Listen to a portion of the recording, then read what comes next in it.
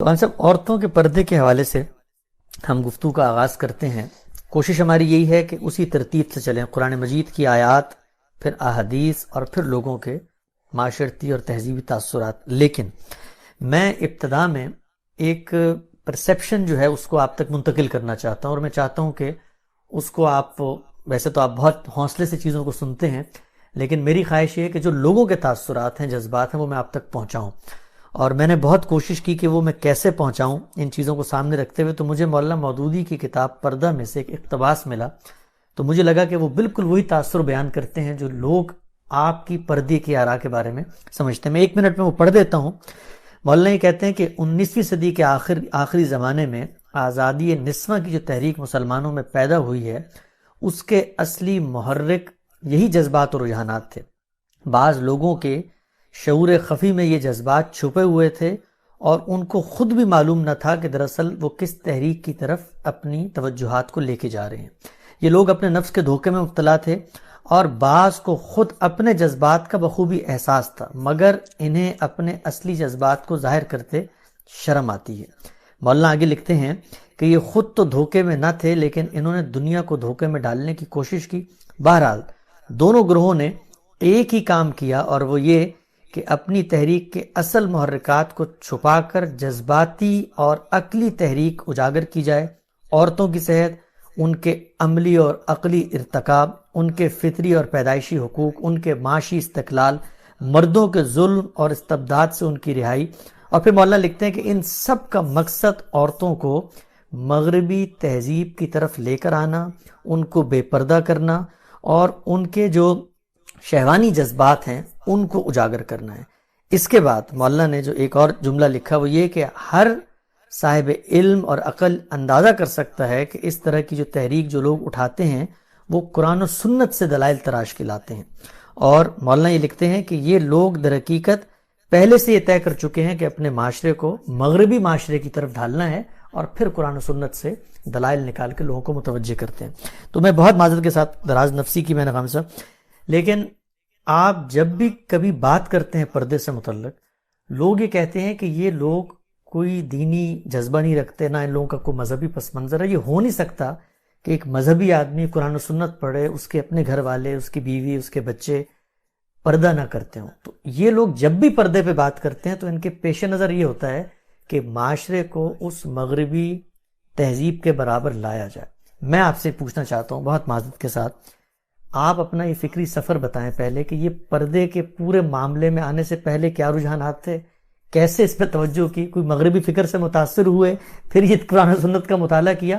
حقیقی اور سچی بات بتائیں. میں بارہا یہ عرض کر چکا ہوں کہ جہاں تک دینی علوم کا تعلق ہے وہ تو میں اپنے مدرسے کے زمانے میں پڑھے ہوئے تھا، اس لیے مذہبی روایت، عربی زبان، فارسی زبان، ہمارے ہاں درس نظامی کے علوم و فنون، ان سے میں واقف تھا. تو اس وجہ سے مذہب کے معاملے میں ایسا نہیں تھا کہ میں کوئی بیگانہ تھا اس سے. میرے والد خود ایک صوفی تھے، اور اس پس منظر میں میرا گھرانہ بھی ایک مذہبی گھرانہ تھا، مذہب کی اقدار اور ان سب چیزوں کی نہایت عزت کرنے والا. ہمارے خاندان کی گاؤں میں اپنی مسجد تھی، اور میرے اپنے اعزاء اقربا وہاں پر خدمات انجام دیتے رہے ہیں. تو اس وجہ سے یہ تو کوئی سوال ہی نہیں تھا. مولانا سید ابو اللہ صاحب مودودی کا اقتباس آپ نے پڑھا ہے. میں کئی مرتبہ بتا چکا کہ میں نے تو اصل میں علمی اور فکری شعور کی آنکھ ان کی آغوش میں کھولی، اور یہ جو ان کے تصورات تھے انہی کے اندر زندگی شروع کی تھی، ان کی جدوجہد کا حصہ بن کے زندگی شروع کی تھی. برسوں تک صورتحال یہ رہی ہے کہ میں تو اس کا بھی قائل نہیں تھا کہ خواتین دستانے پہنے بغیر باہر چلی جائیں. تو آپ کی اپنی اہلیہ کا بھی یہی معاملہ تھا؟ برقع پہنتی رہی. میری والدہ تو وہ برقع پہنتی تھیں جو آپ جس کو کہتے ہیں کہ وہ ایک ٹوپی والا برقع ہوتا ہے جس میں سارا کا سارا جسم چھپ جاتا ہے. آپ نے افغانی خواتین کو پہنے ہوئے دیکھا ہوگا. تو اس وجہ سے یہی پس منظر تھا ہمارا. میں نے جب دین پر غور کرنا شروع کیا تو پھر تمام تعصبات کو ایک طرف رکھ دیا، جذبات کو بھی ایک طرف رکھ دیا، اور یہ سمجھنے کی کوشش کی کہ حقیقت میں اللہ تعالیٰ کیا چاہتے ہیں، اللہ کے پیغمبر نے کیا ہدایت دی ہے، اور ہم مسلمانوں کی تاریخ میں جو جلیل القدر اہل علم رہے ہیں وہ کس طرح سمجھتے ہیں. لوگ عام طور پر یہ خیال کرتے ہیں کہ یہ سب کچھ کو دیکھے بغیر کوئی رائے قائم کر لی گئی ہے. ابھی آپ دیکھ سکتے ہیں کہ میری 2 اہم ترین تحقیقات کے اوپر مولانا عمار خان ناصر صاحب نے ایک لمبا سلسلہ مضامین لکھا ہے، میں توجہ دلاؤں گا کہ اس کو پڑھ لیجئے۔ اس میں انہوں نے بتا دیا ہے کہ ان تحقیقات کے پس منظر میں مسلمانوں کی علمی تاریخ کے کیا مباحث ہیں، اس سے پہلے اہل علم اس کو کس طرح دیکھتے رہے ہیں۔ خاص اس پردے کے بارے میں ہمارے عزیز دوست مولانا عامر گزدر صاحب نے اپنا پی ایچ ڈی کا مقالہ لکھا ہے، اور اس میں بھی پوری طرح بتا دیا ہے کہ اس سے پہلے کیا آ رہی ہیں، اہل علم اس کو کیسے دیکھتے رہے ہیں، اس میں کیا اختلافات رہے ہیں۔ اصل میں ہم بالکل اپنے قریبی ماحول میں اسیر ہوتے ہیں۔ میں نے آپ سے عرض کیا کہ میرے ایک عزیز تھے، انہوں نے اپنی بیٹی کی شادی ایک اہل حدیث بچے کے ساتھ کر دی۔ اچھا۔ اور حسن اتفاق کہیے، سوء اتفاق، رمضان آ گیا، وہ اعتکاف پر بیٹھ گئے، یہ ان کو ملنے کے لیے گئے، وہ اہل حدیث کی مسجد میں بیٹھے ہوئے تھے، یہ وہاں گئے، ساری زندگی کبھی پتہ ہی نہیں تھا کہ رفع یدین بھی ہو سکتا ہے، آمین زور سے بھی کہی جا سکتی ہے۔ تو جیسے ہی سنا تو نماز توڑ کے باہر نکل آئے اور یہ کہا کہ تو کافروں کی جگہ پہ آ گیا ہوں میں۔ تو ہمارے ہاں بھی صورتحال یہی ہے کہ ہم نے اپنے قریب کے علماء سے بعض باتیں سنی ہوتی ہیں، بعض چیزیں صرف بر صغیر میں سنی ہوتی ہیں، اس سے اوپر اٹھ کے کبھی دیکھا ہی نہیں ہوتا۔ میں نے بہت سے لوگوں کو دیکھا ہے کہ جب وہ پہل اپنے دیہاتوں سے نکل کے حرم میں جاتے ہیں، یا مثال کے طور پر سعودی عرب میں ملازمت کرنے کے لیے چلے جاتے ہیں، تو بڑی اجنبیت محسوس کرتے ہیں کہ یہ تو کوئی اور ہی دین ہے۔ اچھا، ابھی انہوں نے تو نوافل نہیں پڑھے، ابھی سنتیں نہیں پڑھی، ابھی یہ نہیں ہوا۔ تو اس وجہ سے یہ ضروری ہوتا ہے کہ آپ تعصبات اور جذبات کو ایک طرف رکھیں اور آپ اپنے دین کو سمجھنے کی صحیح کریں۔ میں پھر عرض کر دوں کہ اس کے سمجھنے میں غلطی ہو سکتی ہے، ہم سب انسان ہیں، لیکن استدلال پر نگاہ کرنا اور سمجھنا، ہم اس کی روایت نہیں ڈالیں گے تو ہمارے ہاں یہ سب چیزیں بالکل ایسے ہی تعصبات کی صورت اختیار کر کے وہی جذبات پیدا کر دیں گی جس میں ہم ایک دوسرے کو کافر قرار دیتے، اس کی تذلیل تفسیق کرتے، کسی آدمی کی نیت پر حملہ آور ہو جاتے۔ ہم بھول جاتے ہیں کہ ہمارے پیغمبر نے کیا رویہ اختیار کیا اس طرح کے معاملات میں، اور یہ بھی بھول جاتے ہیں کہ اللہ کی ہدایات کیا ہیں۔ آپ ذرا سورہ حجرات پڑھیے، اجتنبوا کثیرا من الظن ان بعض، اپنے مسلمان بھائیوں کے بارے میں زیادہ گمان نہ کیا کرو، ان بعض الظن اسم، یہ سخت گناہ کی بات بن جائے گی۔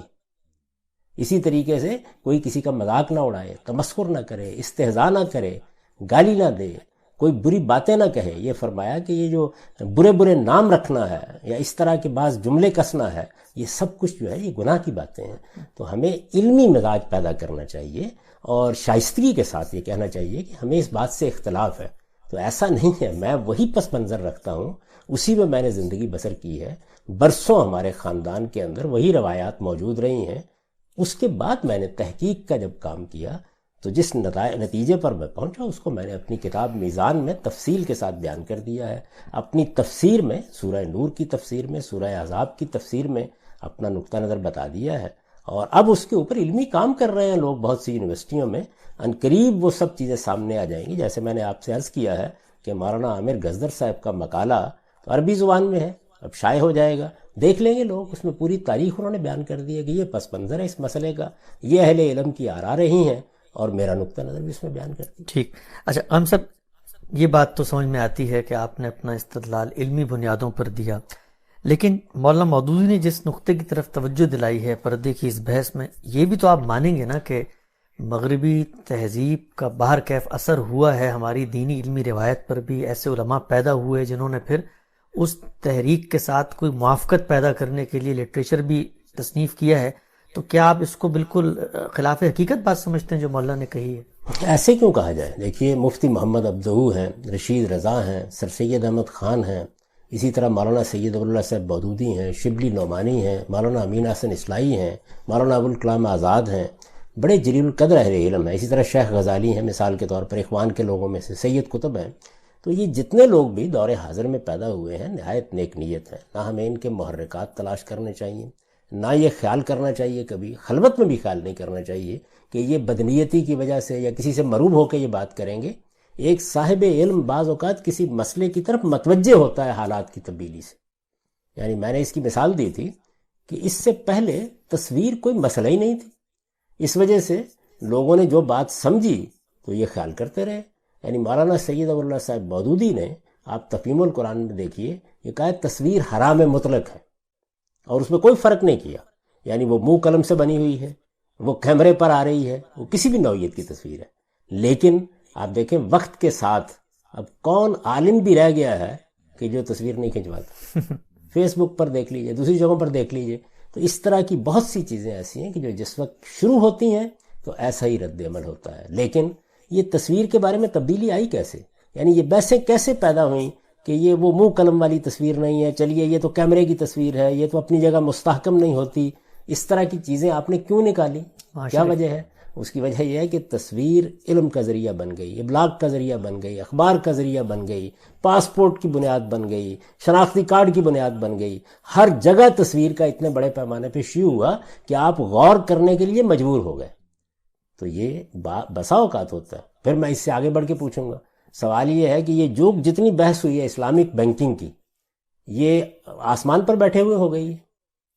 ایک پورا کا پورا انسٹیٹیوشن وجود میں آ گیا, اس انسٹیٹیوشن نے دنیا کی معیشت کا احاطہ کر لیا, اس احاطے کے نتیجے میں سوالات پیدا ہو گئے. تو بسا اوقات دنیا میں آنے والی تبدیلیاں آپ کو تحقیق کی طرف متوجہ کرتی ہیں. یعنی اس سے پہلے آپ نے غور نہیں کیا ہوتا تو آپ پلٹ کے دیانتداری کے ساتھ دیکھتے ہیں کہ جو بات ہم کہہ رہے تھے کہیں ہم اپنی انٹرپریٹیشن میں غلطی تو نہیں کر رہے تھے, اس کی غلطی واضح ہو جاتی ہے. بالکل ٹھیک. اچھا غام صاحب, بڑی تفصیل سے آپ نے اس حساس چیز کو بھی گفتگو میں لے کر آئے. اب ہم ترتیب سے شروع کرتے ہیں جو ہمارا طریقہ ہے کہ بھئی قرآن مجید میں زیر بحث ہے, حدیث میں ہے. سب سے پہلا سوال, بہت بنیادی سوال, یہ جو اصطلاح ہے پردہ, یا عربی میں اس کو مثلا حجاب کا کہہ کے بیان کیا جاتا ہے, اس لفظ کا ماخذ کیا ہے آپ کے علم کی حد تک؟ یہ کہیں قرآن مجید میں زیر بحث ہے, کسی اور دینی روایت میں زیر بحث ہے, یہ لفظ کہاں سے آ گیا؟ یہ بھی بڑا دلچسپ آپ نے سوال کیا. یعنی یہ پردہ, حجاب, عربی میں حجاب کہتے ہیں نا اس کو, یہ جس طرح کہ ہمارے ہاں ایک فقہی چیز یا ایک شریعت کا حکم سمجھ کے بیان کیا جاتا ہے, دین کا پورا ذخیرہ اس سے بالکل خالی. اچھا. نہ یہ قرآن مجید میں اس لحاظ سے زیر بحث آیا ہے, نہ یہ کسی حدیث میں اس لحاظ سے زیر بحث آیا ہے. یعنی یہ بات کہ حجاب کا کوئی حکم ہے جس کو اللہ تعالیٰ نے, اللہ کے پیغمبروں نے ایسے بیان کیا ہے. قرآن مجید میں یہ لفظ کہاں استعمال ہوا ہے؟ وہ جو گھر کے دروازے پر پردہ ڈالتے ہیں اس کے لیے استعمال ہوا ہے, من ورائے حجاب. یعنی یہ جو حجاب کا تصور اب ہمارے ہاں ہے, یا پردے کی اصطلاح جو عام طور پر بولی جاتی ہے, یہ قرآن مجید کی اصطلاح نہیں ہے, یہ حدیث کی اصطلاح نہیں ہے. اس لیے میں نے یہاں بھی دیکھیے یہ توجہ دلائی اپنی کتاب میزان میں کہ صحیح تعبیر یہ نہیں ہوگی. یعنی پردے کے احکام, پردے کا حکم, یہ تو ہمارے ہاں ایک اجنبی چیز ہے ہی نہیں. ہمارے علم میں جو چیز بیان ہوئی ہے قرآن مجید میں وہ کیا ہے؟ وہ حقیقت میں یہ ہے کہ مرد و زن کے اختلاط کے موقع پر, یعنی جب عورتیں اور مرد اکٹھے ہوں تو کن آداب کا لحاظ رکھنا چاہیے, آپ جس کو ایٹیکیٹس کہتے ہیں. تو اسی وجہ سے میں نے جو عنوان قائم کیا ہے اپنی کتاب میزان میں, وہ مرد و زن کے اختلاط کا عنوان ہے. یہ بھی ایک آپ یوں سمجھیے کہ اصلاح کی ہے تصور میں, کہ ہم ایک چیز کو بیان کر رہے ہیں تو خواتین کو آپ وہ پیغام دے رہے ہیں جو ان کے لیے قرآن میں ہے ہی نہیں. یعنی ان کو خواتین ہیں, مرد ہیں, تو ان کو پیغام یہ دیجئے کہ اگر وہ مہذب زندگی بسر کرنا چاہتی ہیں یا چاہتے ہیں تو اللہ تعالیٰ نے ملنے جلنے کے یہ آداب بتائے. تو جب آپ اس جگہ سے بات کرتے ہیں تو بات ان کی سمجھ میں آتی ہے. لیکن اگر آپ پردے کا لفظ بولتے ہیں تو اس کا لازمی نتیجہ یہ نکلتا ہے کہ عورتوں کو تو باہر نکلنا ہی چاہیے. ان کے لیے تو اصل دائرہ عمل ان کا گھر ہے, ان کو اسی میں بند رہنا چاہیے. کسی ضرورت کے وقت باہر نکلیں تو نکلیں, باہر بھی نکلیں تو پھر اصل میں تو ان کو اسی طرح کا برقع پہننا چاہیے جس طرح کا میں نے اپنی والدہ کے بارے میں آپ کو بتایا. تو یہ تصور اس سے پیدا ہوتا ہے. کیا یہ تصور دین میں ہے؟ آپ سارے ذخیرے کا مطالعہ کر کے آپ کو کہیں اس کا شائبہ بھی نہیں ملے گا. یعنی یہ لفظ کہیں زیر بحث ہی زیر بحث ہی نہیں ہے. جو چیز زیر بحث ہے وہ آداب ہے, ایٹیکیٹس ہیں. یعنی یہ بتایا جا رہا ہے کہ دیکھو تم گھروں میں جاؤ تو اجازت کس طریقے سے لو, تم ملو تو کس طریقے سے اپنے نگاہوں پر پہرا بٹھاؤ. اس طرح کی چیزیں جو بیان کی گئی ہیں اس کے لیے صحیح ترین تعبیر اگر کوئی ہو سکتی ہے تو وہ وہی ہے جو میں برسوں سے اختیار کیے ہوئے مرد و زن کے اختلاط کے آداب, عورتوں اور مردوں کے ایک دوسرے کے ساتھ میل جول کے آداب. ٹھیک ہم سب. اچھا, اگلا سوال یہ ہے کہ ان میل جول کے جو آداب ہیں ان کا سورس کہاں ہے, ریفرنس کہاں ہے, ماخذ کیا ہے؟ یعنی ہم یہ دیکھتے ہیں کہ دین کے دو سورسز ہیں, آپ بار بار توجہ دلاتے ہیں, قرآن مجید اور سنت. اب مثلا ہم اللہ میاں کے پاس جانا چاہتے ہیں پوچھنے کے لیے کہ میل جول کے آداب کیا ہیں, تو ان میل جول یا اختلاط مرد و زن کے آداب کا سورس کیا ہے؟ قرآن مجید ہے, سنت ہے, کیا ہے؟ قرآن مجید ہے. یعنی یہ سب چیزیں قرآن مجید میں زیر بحث آئیں. قرآن نے ان کو خود موضوع بنایا ہے. یہ سورہ نور میں زیر بحث آئے ہیں اور بڑی تفصیل سے زیر بحث آئے ہیں. اور پھر کچھ چیزیں سورہ احزاب میں زیر بحث آئی ہیں جو ایک وقتی نوعیت کی صورتحال سے متعلق ہیں. وہ اس لیے اہم ہو گئی ہیں کہ ہمارے ہاں کچھ اہل علم نے ان کی تعمیم کی ہے. یعنی وہ ان کو عام لوگوں کے لیے بھی ضروری سمجھتے ہیں، یا ان کا فہم یہ ہے کہ اس میں غالباً یہ بات بیان ہوئی ہے، تو وہ بھی زیر بحث آتی ہیں. لیکن اصلاً یہ آداب سورہ نور میں بیان ہوئے. ٹھیک. اچھا، اگلا سوال ہم سے یہ ہے کہ عام طور پہ سمجھا جاتا ہے کہ یہ جو آداب آپ بیان کر رہے ہیں سورہ نور میں بیان ہوئے ہیں، یہ عورتوں کے اختلاط سے متعلق ہیں. یہ یہاں پر بتائیے گا کہ یہ جو احکام ہے یہ کیا عورتوں کے لیے وہاں پر زیر بحث آئے ہیں؟ عورتوں اور مردوں دونوں کے لیے زیر بحث آئے ہیں. دونوں کے لیے. یعنی آپ اندازہ کریں کہ اس میں تو سب سے پہلے یہ بتایا گیا ہے کہ آپ اگر جائیں کہیں تو آپ اجازت کیسے لیں گے، آپ انس کیسے پیدا کریں گے، گھر والوں کو اپنا تعارف کیسے کرائیں گے. اگر گھر والے آپ سے اس وقت نہیں ملنا چاہتے اور وہ یہ کہہ دیتے ہیں کہ آپ چلے جائیں واپس، یا آگے سے نہیں جواب دیتے، تو آپ دل میں تنگی محسوس کیے بغیر آ جائیں گے. تو استیزان کہتے ہیں اس کو. اسی طرح بتایا کہ گھروں کے اندر کن چیزوں کا لحاظ رکھیں گے، تو وہاں یہ سب چیزیں بہت تفصیل سے زیر بحث آئی ہیں. اور یہ بتایا کہ ایک پاکیزہ معاشرت کے لیے، پھر توجہ دلاؤں گا، وہی تزکیہ، یعنی تمہارے دلوں کو بھی پاکیزہ رہنا چاہیے، تمہاری معاشرت کو بھی پاکیزہ رہنا چاہیے، تمہارے میل جول کو بھی پاکیزہ رہنا چاہیے. تو فرمایا ہے کہ یہ اصل میں ازکا واتھر لقلوب ہے، یعنی ہمارے دلوں کے لیے یہ چیز پاکیزگی کا باعث بنتی ہے. مردوں کو بھی کہا ہے، عورتوں کو بھی کہا ہے. ایک بات ہے جو صرف عورتوں کو خاص طور پر کہی ہے، باقی تو اللہ تعالیٰ نے وہاں یہ طریقہ اختیار کیا ہے کہ اے پیغمبر آپ مومن مردوں سے یہ کہہ دیں، اس کے بعد آتا ہے مومن عورتوں سے یہ کہہ دیں، مومن مردوں سے یہ کہہ دیں، مومن عورتوں سے یہ کہہ دیں.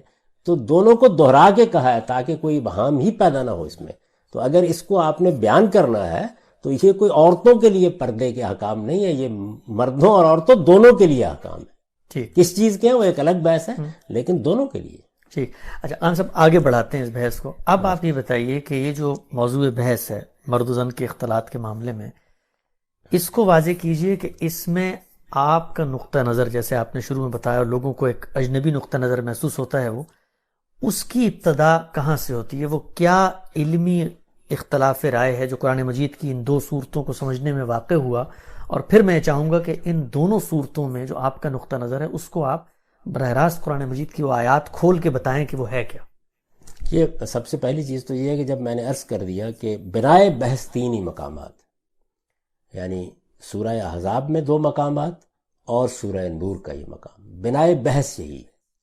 تو ان کی جب آپ تفسیر کریں گے، ان کو سمجھیں گے، تو ایک طالب علم کی طرح، جیسے میں نے بارہا توجہ دلائی ہے کہ اگر آپ قرآن مجید کو جاننا چاہتے ہیں تو جو کچھ پہلے سے آپ جانتے ہیں، جو چیزیں آپ دوسروں سے سنتے ہیں، جو آپ کی معاشرت میں رائج ہیں، ان کو آپ ایک طرف رکھ دیجیے اور پھر ایک بالکل طالب علم کی حیثیت سے قرآن کے سامنے جا کے سرنڈر کر دیجیے. اس کی بات سنیے وہ کیا کہتا ہے. آپ کو جو کچھ قرآن مجید سمجھائے پھر آپ ایک نگاہ ڈال کے دیکھیے ایک سچے طالب علم کی حیثیت سے کہ یہ تو میں آج اس کو دیکھ رہا ہوں.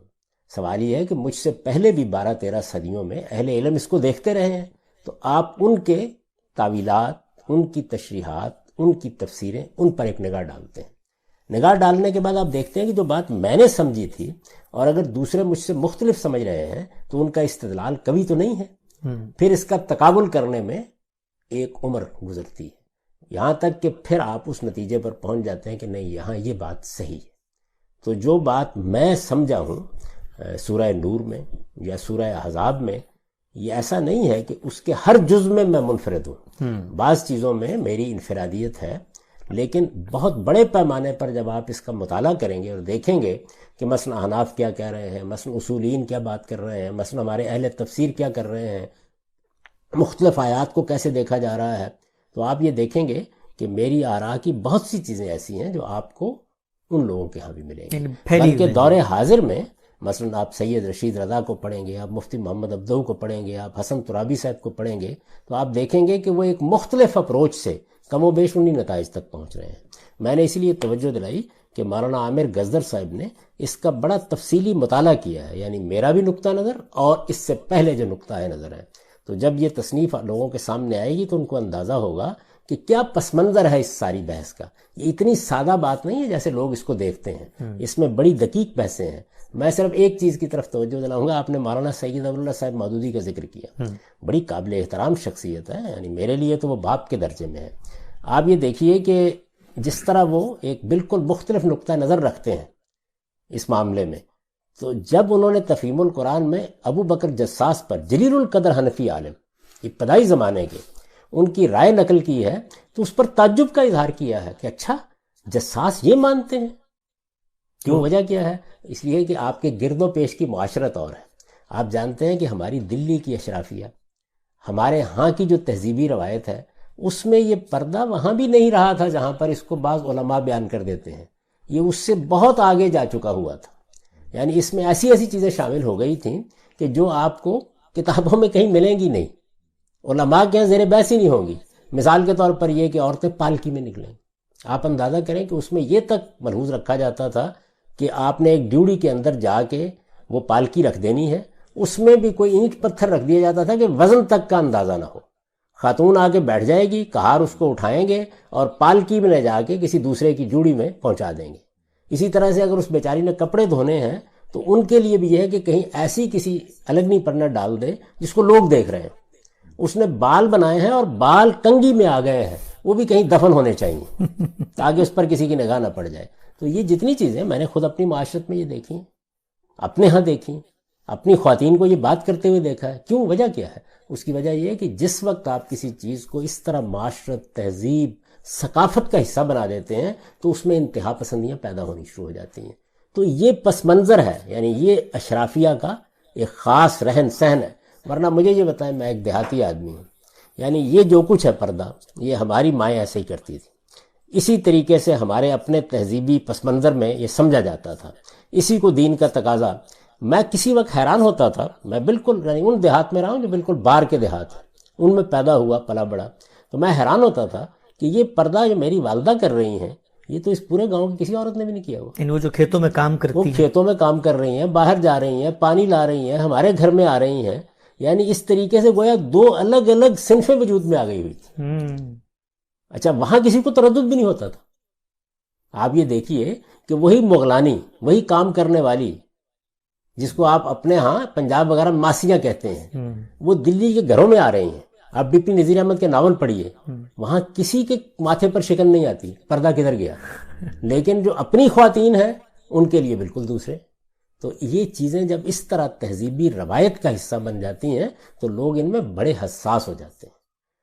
اس حساسیت کو ایک طرف رکھ دینا چاہیے. یہ حالات سے پیدا ہوتی ہے. میں اس کو الٹ کے کہوں گا، جس طرح موجودہ زمانے میں تہذیب، فیشن، مغربی معاشرت نے ہمیں بہت سی چیزیں جن کے بارے میں حساس ہونا چاہیے ان میں بحث کر دی ہے. یعنی زمانہ کیسے اثر انداز ہوتا ہے. آپ دونوں انتہاؤں کو دیکھیں نا.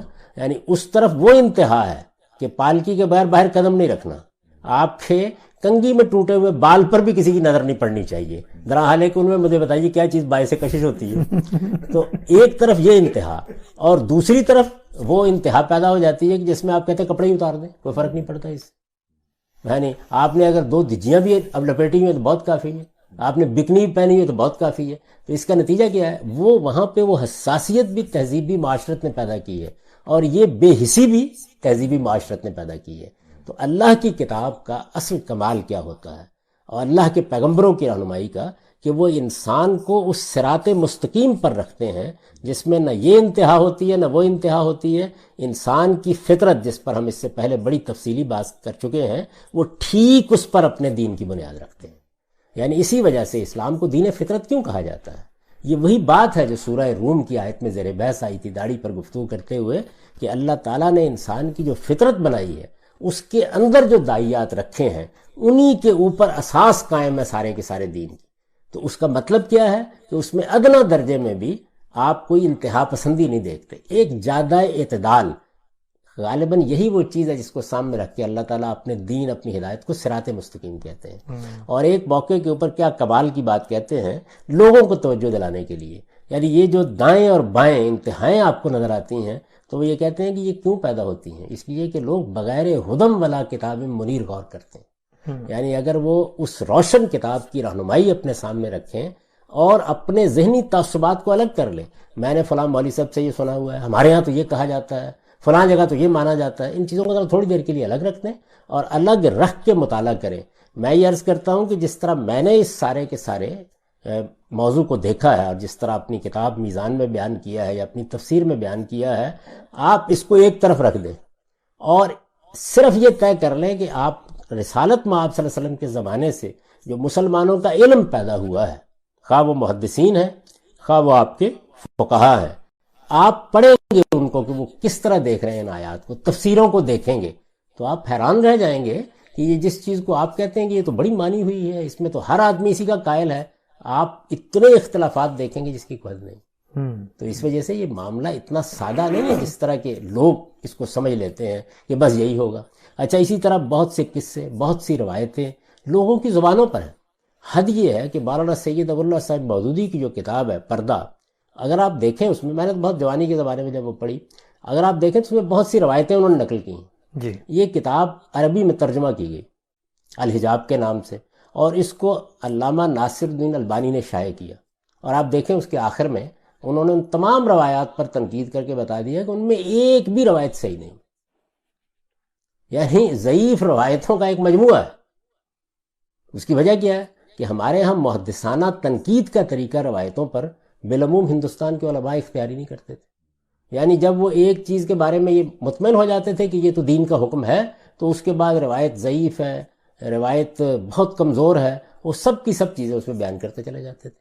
تو محدثانہ تنقید کے نقطہ نظر سے آپ دیکھیں تو کوئی بنیادی نہیں باقی رہتی ان قصوں اور کہانیوں کی بھی. تو اس وجہ سے یہ ضروری ہے کہ اس سارے معاملے کو اس زاویے سے دیکھا جائے اور تعصبات سے بالا تر ہو کر جذبات ایک طرف رکھ کے اپنی تہذیبی روایت اور معاشرت کو جو میری بھی تھی اس سے تھوڑی دیر کے لیے قطع نظر کر لیا جائے. ٹھیک. اچھا عام صاحب، آگے بڑھاتے ہیں بحث کو، ہمارے پاس 15 منٹ ابھی باقی ہیں. کم سے کم وہ پرابلم اسٹیٹمنٹ جو ہے وہ واضح ہو جائے. ہم جانتے ہیں کہ علماء کا اس وقت جو رائج معاصر نقطہ نظر ہے دینی مذہبی حلقوں کا، اور جس کو وہ بنیاد بناتے ہیں آپ پہ اعتراض کی، وہ یہ ہے کہ قرآن مجید کی سورہ احزاب میں اللہ تعالیٰ نے یہ بتا دیا ہے کہ خواتین جب گھروں سے نکلیں گی تو انہوں نے اپنے جو دوپٹے ہیں، اپنے جو سر کی اوڑھنی ہیں، ان کو اپنے چہروں پہ گرا دینا ہے. اس سے اخذ کرتے ہیں پردے کے احکام. تو یہ بتائیے کہ آپ کی بنائے استدلال کیا ہے، یہ جو ایٹیکیٹس آپ نے سیکھے ہیں، اور اس حکم کو جو سورہ احزاب میں ہے اس کو آپ کیسے دیکھتے ہیں؟ یہ بڑا اچھا سوال آپ نے کیا. میں اس سے ذرا مزید پیچھے جاؤں گا. سورہ احزاب کو سب سے پہلے سمجھنا چاہیے کہ اس سورہ کا موضوع کیا ہے.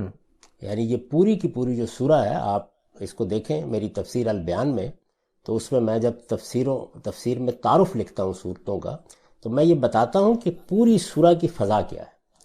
یعنی پوری سورہ کی فضا یہ ہے کہ رسالت مآب صلی اللہ علیہ وسلم اور مسلمانوں کے گھرانے، ان کو باقاعدہ ہدف بنا لیا گیا ہے کہ اب ان کی اخلاقی ساکھ سوسائٹی میں مجروح کرنی. ٹھیک. یعنی رسول اللہ صلی اللہ علیہ وسلم نے جو دین ہمیں دیا ہے، اور ہمیں شکر گزار ہونا چاہیے اس ہستی کا جس کے ذریعے یہ دین ملا، جب وہ دین کو بیان کر رہے تھے، جب وہ یہ جدوجہد کر رہے تھے، جب وہ لوگوں کو اس کو پہنچا رہے تھے، تو ایسا نہیں تھا کہ میری آپ کی طرح کسی میز پر بیٹھے ہوئے اطمینان کے ساتھ پہنچا رہے تھے. ایک بڑی کشمکش برپا ہو گئی تھی، اور یہ کشمکش ایک انداز سے مکے میں برپا ہوئی. آپ جانتے ہیں کہ اس میں کیسے کیسے ستم توڑے گئے، کس طرح کے اقدامات کیے گئے، خاص طور پر کمزور مسلمانوں کے خلاف کیسے لوگوں نے ان کو ستم رانیوں کا نشانہ بنایا. جب رسالت مآب صلی اللہ علیہ وسلم مدینہ میں تشریف لائے ہیں تو وہاں اہل کتاب تھے، وہاں بہت سے لوگ وہ تھے جن کو بعد میں قرآن مجید نے منافقین سے تعبیر کیا. یہ جتنے لوگ ہیں ان کی طرف سے طرح طرح کی سازشیں ہوئی ہیں، اور سب کی قرآن مجید نے تصویریں بیان کیا. یعنی وہ کوئی قصے کہانیوں کی بات نہیں. حضور کو اذیت دینے کے لیے آپ دیکھیں ایک مسجد بنا ڈالی گئی جس کو قرآن نے مسجد زرار کہہ کے یہ کہا کہ اس کو ڈھا دیں. اس مسجد کو، چھوٹی سی ایک بستی ہے چند ہزار کی آبادی کی، جس میں وہ لوگ موجود ہیں کہ بظاہر وہ مسلمان بنے ہوئے ہیں. سیدہ عائشہ کے اوپر جو تہمت کا واقعہ بیان ہوا ہے، یعنی آپ کبھی دیکھیں کہ کوئی سلیم الطبع آدمی اس واقعے میں تہمت نکال سکتا ہے؟ نکال لی گئی. تو ایک ایسی فضا تھی کہ جس میں پہلے حملہ کرنے کی کوشش کی گئی، باہر سے حملہ آور بلائے گئے، رسالت مآب صلی اللہ علیہ وسلم کی اپنی ذات پر حملہ آور ہوئے، آپ کو گھروں میں بلا کر آپ کے اوپر پتھر گرانے کی کوشش کی گئی، اس طرح کی بے شمار چیزیں ہوئیں۔ آخری یہ دور ہے جو 4-5 ہجری کے بعد آیا ہے، جس میں ہدف بنایا گیا کہ اب اخلاقی ساکھ ختم کر دینی، اور اخلاقی ساکھ ختم کر دینے کے لیے آپ کے گھرانے، آپ کی بیٹیوں، آپ کی بیویوں اور جلیل القدر صحابہ کی جو بیویاں تھیں ان کو ہدف بنا لیا گیا۔ اب جب یہ ہدف بنا لیا گیا طرح طرح کے اسکینڈل بنانے کے لیے، یعنی پیش نظر کیا تھا؟ ظاہر دیہاتی معاشرت ہے، کوئی قصہ کوئی کہانی جو ہے، آپ بھی وہ واقعات پڑھیں جس میں سیدہ پر تہمت لگائی گئی ہے کہ گھر میں کیا صورتحال ہو گئی، حضور کتنے آزردہ ہو گئے، یہاں تک کہ وہ اپنے گھر سے سیدہ عائشہ ام المومنین سیدہ عائشہ وہ والدین کے گھر چلی۔ آزردگی کا یہ معاملہ ہو گیا کہ گویا میاں بیوی کے درمیان مفارقت تک نوبت آ گئی۔ یہ صورتحال آپ دیکھیں، اس موقع پر حضور نے کتنے رنجیدہ ہو کر بعض گفتگویں کی ہیں، بعض سوالات کیے ہیں، مسجد میں کیسا ہنگامہ برپا کر دیا گیا، یعنی ایک موقع پر جب آپ نے اس سے متعلق اپنے تاثرات کا اظہار کیا، آپس میں صحابہ کرام کے تبصروں کی نوعیت کیا بنا دی گئی، کیسے کیسے لوگ اس میں ملوث ہو گئے، ان کا ذکر کیا قرآن مجید نے۔ تو یہ صورتحال اور پس منظر تھا کہ جس میں یہ فضا بن گئی کہ رسول اللہ صلی اللہ علیہ وسلم کا گھر، آپ کی خواتین، ظاہر ہے ایک عام دیہاتی معاشرت ہے جس میں سب لوگ رہ رہے ہیں، یہ گویا اسکینڈل کا ہدف۔ اب اگر یہ کوئی اسکینڈل بن جاتا، خدا نخواستہ جھوٹا یا جس طرح کا بھی تھا، یہ بن جاتا اور اس کی شہرت ہو جاتی، تو اس کا مطلب کیا تھا کہ اللہ کا پیغمبر جو ہدایت کا منبع ہے، جس کی طرف ہم سب نے قیامت تک دیکھنا ہے، جس کی دی ہوئی ہدایتی کے اوپر پوری انسانیت کو کھڑا ہونا ہے، اس کی شخصیت مجروح کر دی گئی۔ یہ اتنا بڑا معاملہ ہے جو اصل میں سورہ احزاب کا پس منظر ہے، یعنی سورہ احزاب جو ہے وہ اس مسئلے کو دیکھ رہی ہے کہ اب اس میں کیا کرنا ہے۔ پہلے تو یہ بنیادی بات سمجھنی چاہیے۔ اگر آپ قرآن میں تدبر، ہمارے یہاں ایک عام رواج یہ ہے کہ آپ نے قرآن کھولا، اچھا یہ پردے کی آیت ہے، اچھا یہاں یہ حکم دیا گیا ہے، وہ نکالی اور نہیں دیکھا کہ سورہ کیا ہے، پس منظر کیا ہے، بات کہاں سے چلی آ رہی ہے، اور بس بات بیان کرنا شروع کر دی۔ تو آپ پہلے تو یہ دیکھیں، اور اگر اس کا ذوق ہو کہ آپ اس سورہ کے اندر اتر کر جان سکیں، تو اس کے لیے تدبر قرآن میرے جلیل القدر استاذ امام امین حسن اصلاحی کی ذرا اس کا مطالعہ کریں، آپ کو اندازہ ہوگا کہ کیا صورتحال بنا دی گئی ہے حضور کے لیے۔ اب اس میں میں ان آیات پر آنے سے پہلے کہ جس میں مسلمان عورتیں بھی شامل ہیں، آپ کو توجہ دلاؤں گا کہ خود حضور کے گرانے کے معاملے میں کیا ہو گیا۔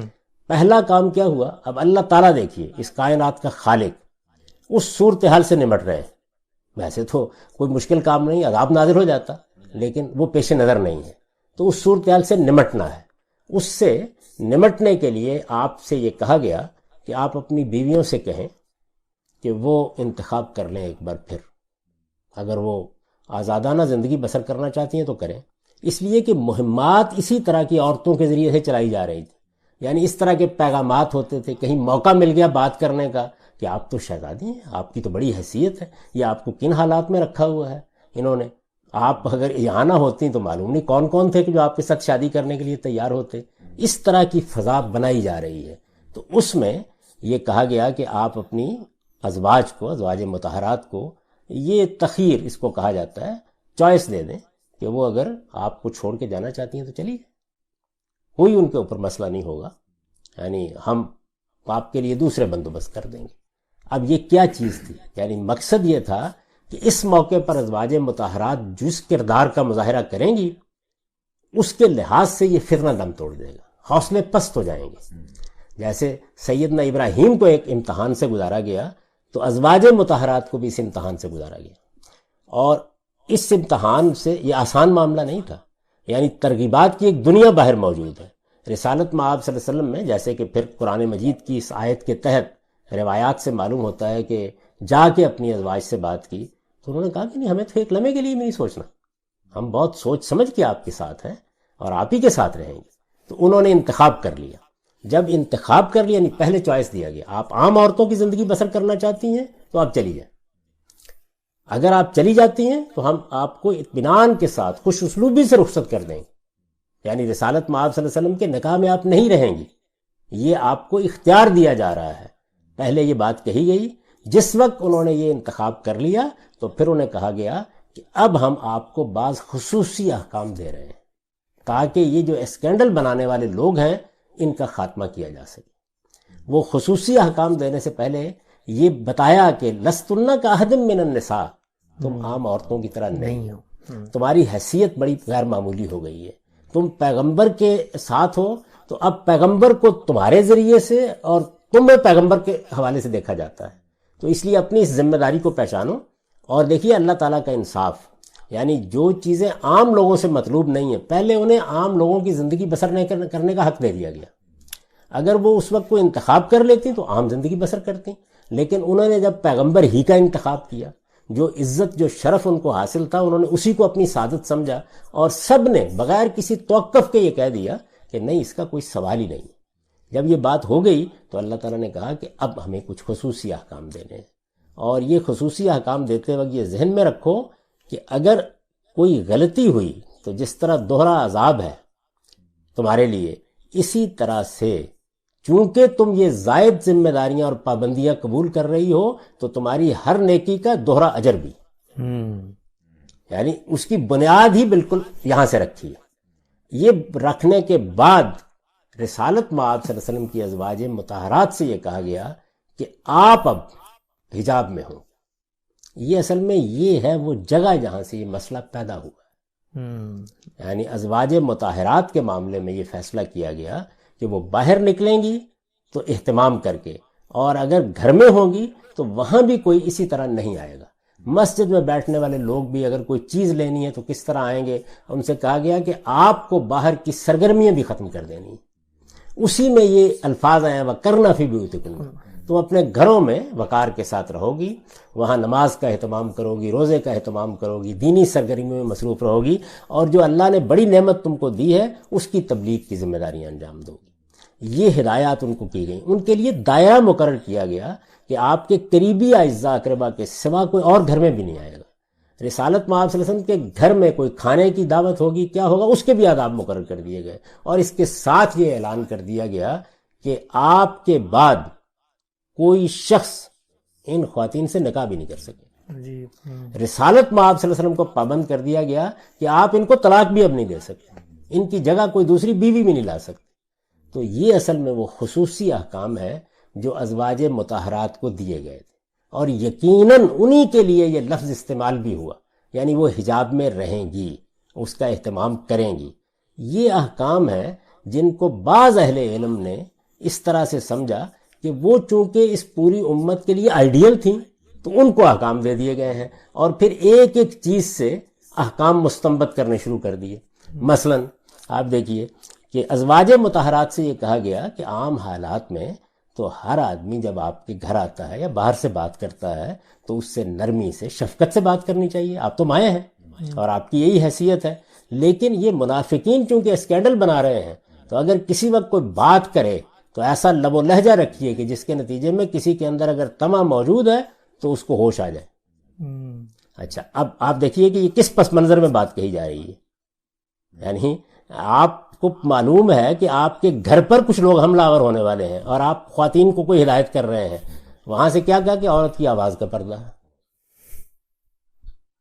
یعنی یہ آپ دیکھ رہے ہیں نا، یعنی ایک زاویہ نظر کی غلطی پورے پس منظر کو جو سورہ سے بالکل واضح ہے، آیت آیت سے واضح ہے، جس کے اندر اللہ تعالیٰ نے ایک ایک اسٹیپ کو واضح کیا ہے، یعنی پہلے موقع دیا کہ وہ جا کے عام عورتوں کی زندگی بسر کریں، پھر یہاں سے بات شروع کی کہ لستن کاحد من النساء، تم عام عورتوں کی طرح نہیں ہو، پھر بتایا کہ تمہارے لیے اب اجر بھی دوہرا ہوگا، غلطی کرو گی تو سزا بھی دوہری ہوگی۔ یہ سب کچھ کہنے کے بعد یہ ہدایات دی گئی۔ اچھا، اسی طرح جب یہ کہا گیا کہ وہ کرنا فی بیوتکن، تو کیا کہا جا رہا ہے کہ عام عورتوں نے باہر نکلنا ہے، گھروں سے باہر جا کے کوئی کام کرنے ہیں، کھیتوں میں جانا ہے، انہوں نے جا کے جانور چرانے ہیں، جو اس وقت کی معاشرت ہے۔ تم لوگوں کو اب یہ سب کام میں بالکل نہیں جانا، کسی چیز تمہیں گھروں میں وقار کے ساتھ رہنا ہے تاکہ اس اسکینڈل کا مقابلہ کیا جا سکے۔ اب اس سے لوگوں نے کیا استنباط کیا کہ عورت کا دائرہ عمل اس کا گھر، چار دیواری کے اندر رہنا ہے۔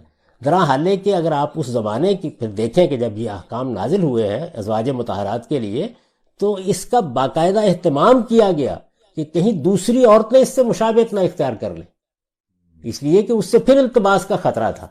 تو اس لیے یہ ازواج مطہرات کے لیے خصوصی احکام تھے۔ ہمارے جلیل القدر اہل علم اور محققین کی ایک بہت بڑی جماعت ہے جو ان کو ایسے ہی دیکھتی رہی ہے اور بالکل درست دیکھتی رہی ہے. یہاں تک کہ آپ شاہ عبد القادر، آپ کے پہلے قرآن مجید کے ہندوستان میں اردو کے مترجم ہیں، ان کا 2 لفظوں کا حاشیہ دیکھ لیجئے، انہوں نے بھی یہ بات اسی طریقے سے بیان کی ہے. لیکن پھر ان کے بعد ہمارے ہاں کے اسی مذہبی پس منظر میں، یعنی جب علمی طریقہ نہیں رہا چیزوں کا، تو یہ جتنی چیزیں ہیں مولانا سید ابو اللہ صاحب مودودی جب ان کو بیان کرتے ہیں تو وہ وہی کام کرتے ہیں. یہ دیکھیے، یہ آواز کا پردہ ہو گیا، یہ آپ نے گھروں میں دائرہ عمل طے کر دیا گیا، یہ تمام چیزیں ہو گئیں. جبکہ اس پس منظر میں رسالت مآب صلی اللہ علیہ وسلم کی ازواج مطہرات کے لیے یہ خصوصی احکام دیے گئے. ان کا عام عورتوں سے کوئی تعلق نہیں ہے، اور یہ جس پس منظر میں دیے گئے وہ میں نے آپ کو سورہ سے واضح طریقے سے بتا دیا ہے. بہت بہت شکریہ غام صاحب. ہمارے پاس یہاں وقت ختم ہو رہا ہے. سورہ احزاب کے اس پس منظر کے بعد وہ جو آیت ہے اس کو انشاءاللہ ہم اگلی نشست میں زیر بحث لائیں گے. اور اس کے علاوہ آپ نے ذکر کیا مولانا امین حسن اصلاحی کا، وہ اس کو کیسے دیکھتے تھے سورہ احزاب کے ناکام کو، اور ان سے کیا نتیجہ اخذ کرتے تھے، اس پہ آپ کی رائے، اور پھر احادیث اس ضمن میں جو زیر بحث آتی ہیں. یہ ساری چیزیں انشاءاللہ مکتب غامدی کی اسی سیریز میں جو آپ پر 23 اعتراضات عام طور پہ کیے جاتے ہیں زیر بحث ہیں. آئندہ انشاءاللہ گفتگو کریں گے. آپ کے وقت کا بہت شکریہ غام صاحب. بہت شکریہ.